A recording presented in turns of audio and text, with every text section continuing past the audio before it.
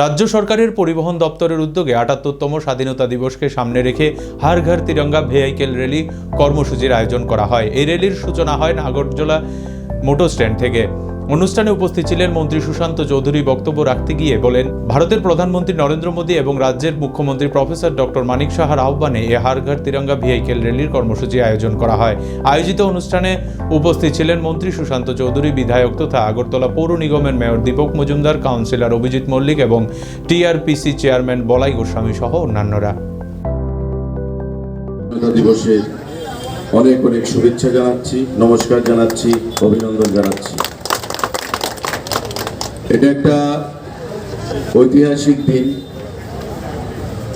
যারা আমরা ভারতীয় এবং ভারতবর্ষে যারা আমরা বসবাস করি, পাশাপাশি ভারতের বাইরে যারা ভারতীয়রা বিভিন্ন বিদেশে বসবাস করছেন, স্বাধীনতা দিবস মানে একটা বিশাল অনুভূতি, একটা শ্রদ্ধার, একটা আনন্দের উৎসব।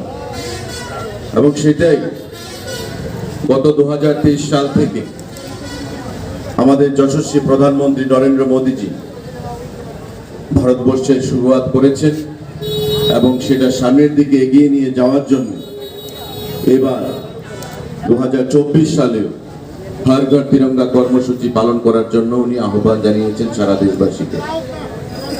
আমাদের রাজ্যে এবারও সারা দেশের সঙ্গে এই কর্মসূচি আজ থেকে পতাকা উত্তোলনের মাধ্যমে সেখানে পালন করা শুরু হয়েছে।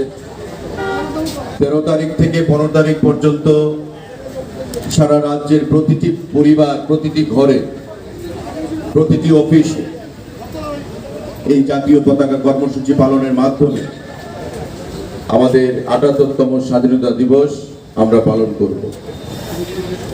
আজ এই কর্মসূচিতে যারা আমার শ্রমিক ভাইয়েরা যারা সামিল হয়েছেন, শত শত গাড়ির মধ্যে আমাদের পরিবহন দপ্তর থেকে প্রদান করা স্টিকার লাগিয়ে, পতাকা লাগিয়ে আগরতলার যে বিভিন্ন পথ পরিক্রমা করবে, যে বার্তা তারা দিতে চাইছে এবং সারা রাজ্যে সারা দেশে জনগণ